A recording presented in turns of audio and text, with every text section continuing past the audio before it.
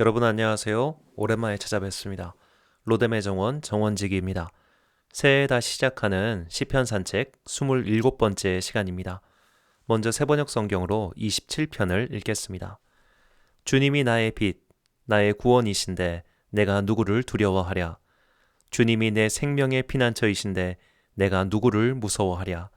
나의 대적자들, 나의 원수들, 저 악한 자들이 나를 잡아먹으려고 다가왔다가 비틀거리며 넘어졌구나. 군대가 나를 치려고 애워싸도 나는 무섭지 않네. 용사들이 나를 공격하려고 일어날지라도 나는 하나님만 의지하려네. 주님, 나에게 단 하나의 소원이 있습니다. 나는 오직 그 하나만 구하겠습니다. 그것은 한평생 주님의 집에 살면서 주님의 자비로우신 모습을 보는 것과 성전에서 주님과 의논하면서 살아가는 것입니다. 재난의 날이 오면 주님의 초막 속에 나를 숨겨주시고 주님의 장막 은밀한 곳에 나를 감추시며 반석 위에 나를 올려서 높여주실 것이니 그때에 나는 나를 애워싼 저 원수들을 내려다보면서 머리를 높이 치켜들겠다. 주님의 장막에서 환성을 올리며 제물을 바치고 노래하며 주님을 찬양하겠다. 내가 주님을 애타게 부를 때에 들어주십시오. 나를 불쌍히 여기시고 응답하여 주십시오. 주님께서 나더러 내게 와서 예배하여라 하셨을 때 주님 내가 가서 예배하겠습니다 하고 대답하였으니 주님의 얼굴을 내게 숨기지 말아 주십시오. 주님의 종에게 노하지 마십시오. 나를 물리치지 말아 주십시오. 주님은 나의 도움이십니다. 나를 버리지 마시고 외면하지 말아 주십시오. 주님은 나를 구원하신 하나님이십니다. 나의 아버지와 나의 어머니는 나를 버려도 주님은 나를 돌보아 주십니다. 주님, 주님의 길을 나에게 가르쳐 주십시오. 내 원수들이 엿보고 있으니 나를 안전한 길로 인도하여 주십시오. 그들이 거짓으로 증언하며 폭력을 휘둘러서 나에게 대항해 오니 내 목숨을 내 원수의 뜻에 내맡기지 마십시오. 이 세상에 머무는 내 한 생애에 내가 주님의 은덕을 입을 것을 나는 확실히 믿는다. 너는 주님을 기다려라. 강하고 담대하게 주님을 기다려라. 아멘. 오경훈 박사의 성역 영의로 이제 27편을 읽겠습니다. 오랜만이라서 오경훈 박사에 대해 다시 소개를 드리고자 합니다. 그는 20세기 초 중국의 유학자이고 법학자이며 가톨릭 신자이고 로마 교황청의 대만 대사로 일했습니다. 그는 장제스와 함께 활동했던 유명한 사람입니다. 그는 38살에 개종하기 전까지 정통 유학자의 길을 걸어왔기 때문에 그는 이 시편 번역을 최대한 중국 사상의 언어로 번역했습니다. 그의 번역이 우리의 시편 이해를 풍성히 해주는데 큰 도움이 되기 때문에 이 성역 영의를 읽고 있습니다. 성역 영의로 27편을 읽겠습니다. 야훼는 나의 빛, 무엇이 두려우랴. 야훼 나의 피난처, 뉘 있어 내 영혼 빼앗으리오. 악한 물이 세차게 달려들어도 종래 휘청이며 쓰러지리라. 많은 적들 내 앞에 진칠지라도 나 조금도 두려워하지 않으리라. 내 영혼 참으로 평안하리니 적의 위력에 굴할 바 전혀 없도다. 야훼께 구하는 것 오직 한 가지, 이내 심령 주의 위로 얻는 것이니 종신토록 주님 전에 머무르면서 주님 은혜에 취하는 것이라. 성전 거닐며 주님 우러르니 그 기쁨 한없이 이어지리라. 나 환난을 당할지라도 주님의 집에 숨겨주시며 님 장막에 들이사 감춰주시며 든든한 반석 위에 세워주시니 애워싼 원수들 내려다보며 저들을 이기시는 모습 보리니 마땅히 제단에서 제물 드리며 야훼 주님께 기쁨 올려 드리리라. 목소리 높여서 주 찬미하고 야훼의 크신 덕을 노래하리라. 야훼여 나의 기도 들어주시고 당신의 긍휼하심 허락하소서. 내 마음에 당신 말씀 함께 하오니 나의 눈은 주님 얼굴 뵙고자 하네. 진정으로 주님 얼굴 뵙기 원하니 야훼여 당신 모습 감추지 마소서. 주께서 매몰차게 거절하시면 종의 심령은 무너지고 말리니 주 아니면 생명의 길 전혀 없사오니 야훼여 이 몸 버리지 마옵소서. 부모님은 성령 나를 버릴지라도 야훼께선 나를 품어주실 걸 아네. 원수들 세차게 떨쳐 일어나 가는 길 잠옷 험하니 야훼여 저를 이끌어 주셔서 안전하고 평탄한 길 들게 하소서. 원수 앞에 나를 내버려 두사 저들로 기뻐하게 두시렵니까? 나를 향한 끊임없는 비난과 모함, 정령 사악하기 그지없습니다. 거짓 증언과 저주 한없사오니 저들 손에 이 목숨 넘기시렵니까? 그러나 나는 산자들의 이 땅에서 주의 영광 끝내 볼 것 믿사옵니다. 내 영혼아 정령 낙심치 말지니 주님 의뢰하여 온전하여라. 용기를 낼 길 알지 않느냐? 애오라지 믿음으로 야훼 기다려라. 아멘. 오늘 시편 27편의 제목을 제 인세라고 지어봤습니다. 사람의 세상을 사는 동안이라는 뜻입니다. 모든 그리스도인에게 가장 중요한 신앙의 근본은 바로 하나님 나라입니다. 우리가 사는 세계와 다르게 하나님의 통치가 완전히 이루어진 나라가 하나님 나라입니다.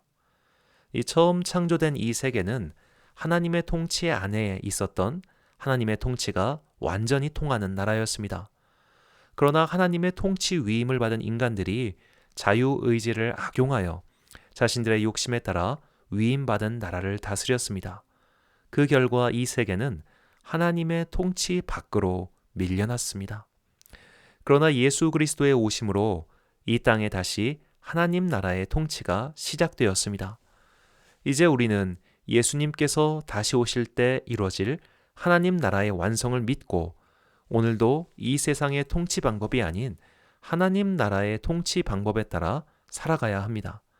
이것이 그리스도인입니다. 우리는 지상에 살지만 지상 밖에 하늘나라의 꿈을 품고 사는 사람들입니다. 이 지상 밖의 하늘나라 혹은 하나님 나라를 보통 천국이라고 부릅니다. 우리가 믿는 것은 모든 생명 존재는 영혼을 갖고 있으며 영혼은 육체 안에 있다고 믿습니다. 이 육체가 죽음으로 끝을 맞이하게 되면 영혼은 육체에서 빠져나와 하나님 나라, 즉 천국으로 옮겨진다는 것이죠. 이것을 영혼 불멸설이라고 합니다. 영혼 불멸설을 믿는 이들은 천국과 지옥을 또한 믿습니다. 지상을 살면서 하나님을 믿는 자들은 믿는 자들의 낙원인 천국으로 가고 믿지 않던 자들은 믿지 않는 자들이 갈 곳, 즉 지옥으로 간다는 것이죠. 그런데 이 가는 순서와 방법에 대해선 신학적으로 이견이 있습니다. 이 거칠게 구분하면 천국설과 수면설로 나눌 수 있습니다. 이 천국설은 우리가 흔히 아는 것처럼 죽고 나서 곧장 하나님의 나라 천국으로 옮겨진다는 것이죠. 이 수면설은 모든 인간의 영혼은 예수님께서 다시 오실 때까지 자고 있다가 예수님께서 다시 오시면 이 땅에서 모두 부활하여 한꺼번에 재판을 받고 천국과 지옥으로 나뉘게 된다는 것입니다. 즉 천국과 지옥이 있다는 건 당연한 건데 이걸 언제 가느냐를 놓고 해석이 달라지는 것이죠. 이것은 모두 성경적 근거를 갖고 있기 때문에 한쪽이 맞고 한쪽이 틀렸다고 할 수 없습니다.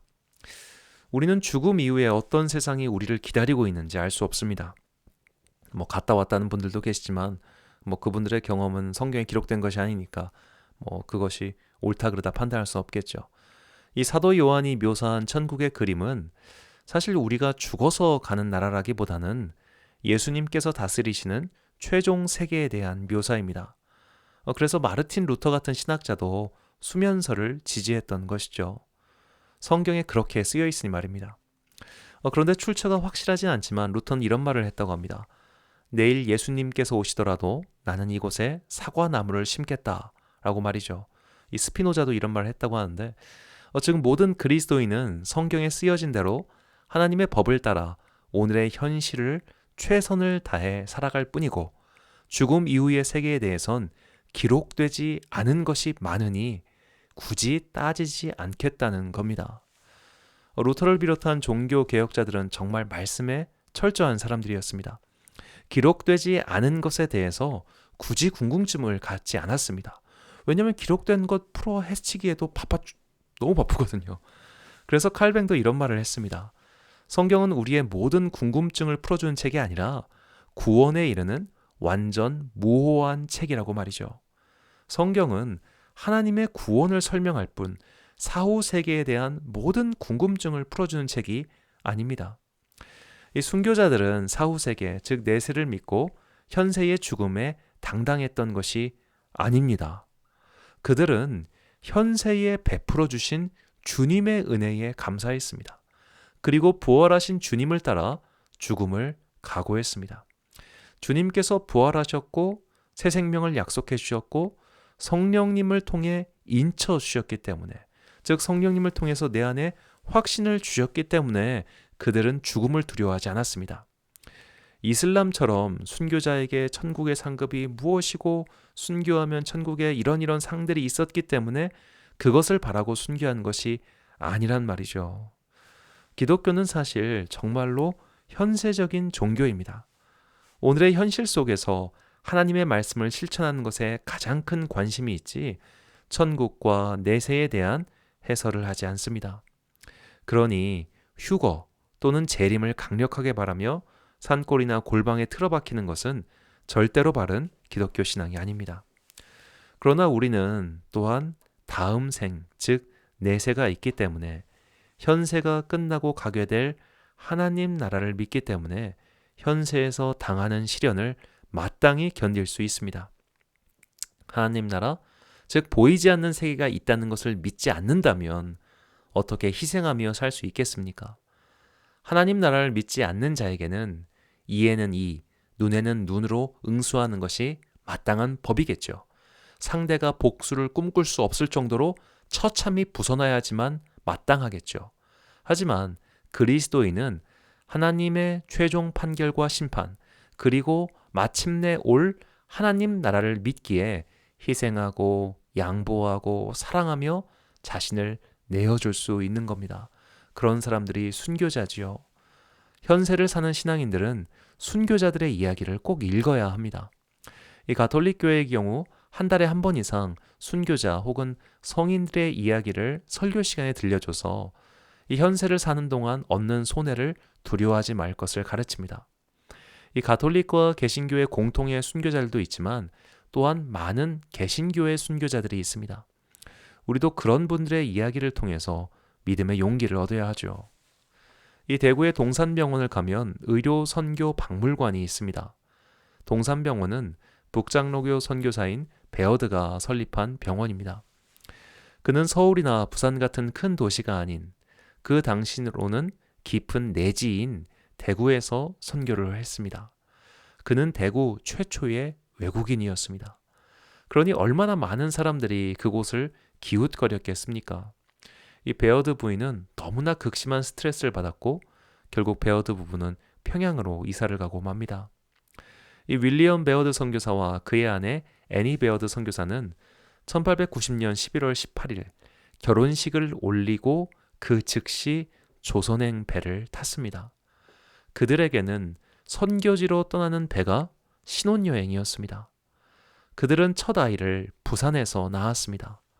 그러나 사랑하는 첫 딸은 태어난 지 1년이 되었을 때 뇌척 수막염에 걸려 곧 세상을 뜨고 말았습니다.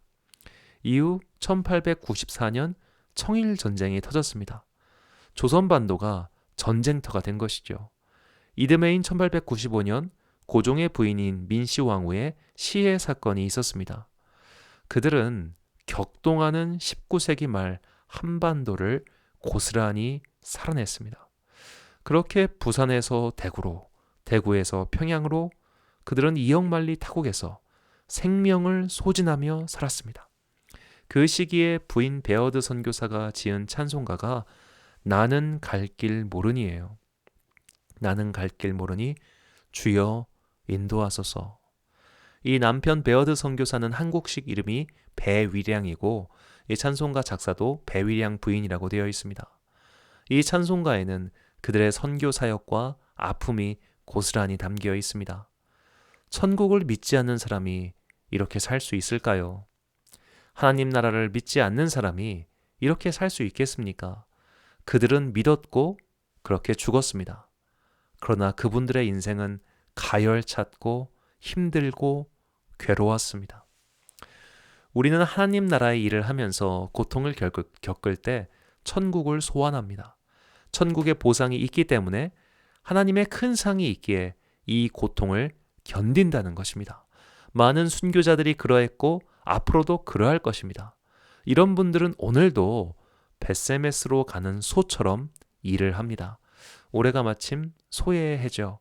벳세메스로 가는 소의 이야기는 사무엘상 6장 12절에서 14절에 나옵니다.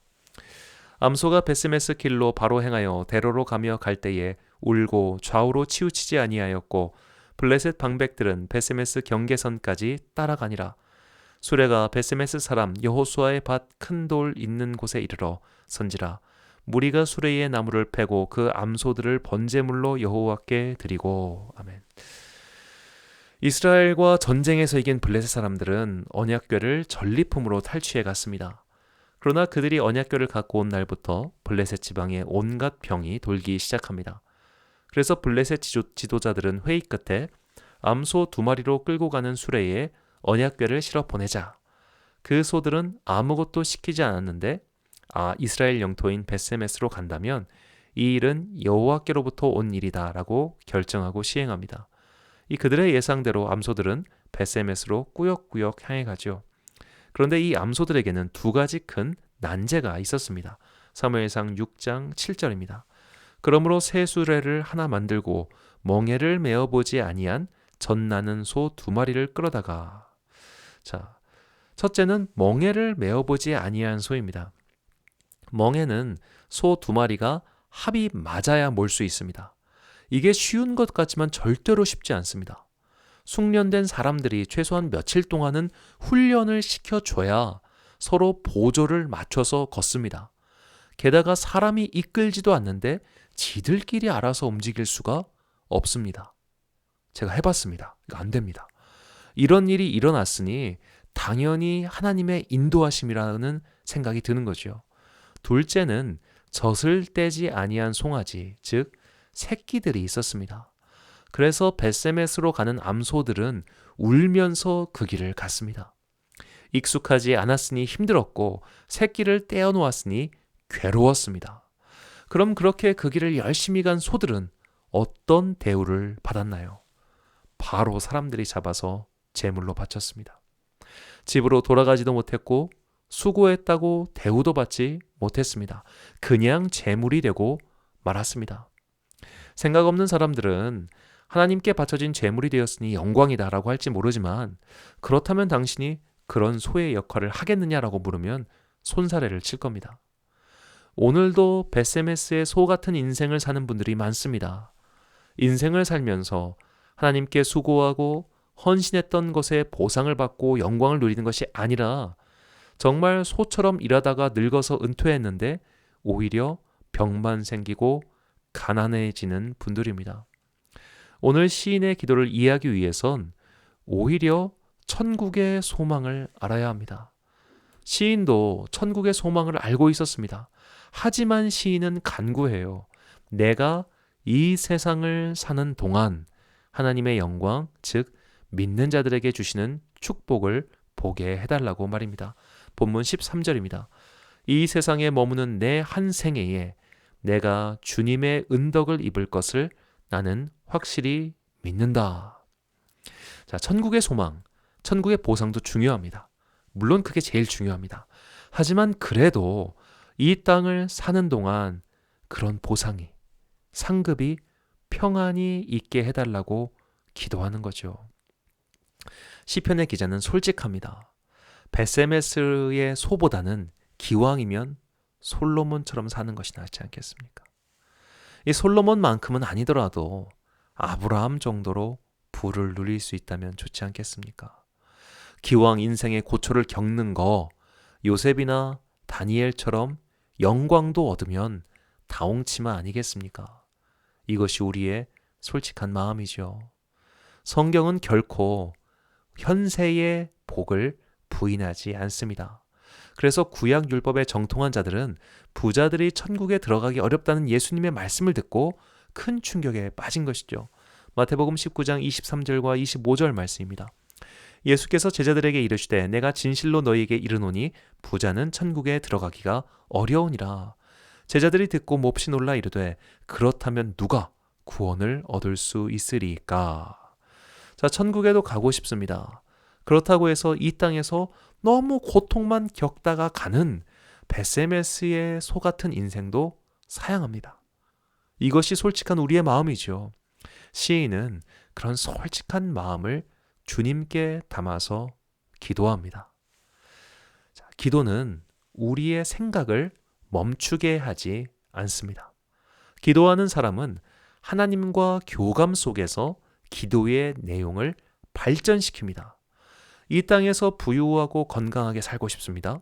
이런 솔직한 기도를 드리다가 마침내 시인은 이런 부와 건강보다 이 지상에서 얻을 수 있는 가장 큰 복이 무엇인지 깨닫습니다. 그것은 주님과 함께 있는 복입니다. 본문 4절입니다.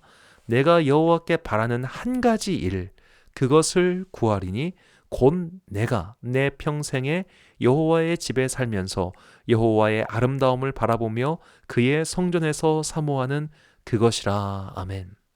시인은 우리가 이 지상에서 누릴 수 있는 가장 큰 복은 하나님께 예배드리는 삶임을 깨달았습니다. 그리고 주님께 그것을 간구합니다. 여기서 중요한 것은 시인이 단계를 한 번에 건너뛰고 이 기도를 드린 게 아니라는 거죠.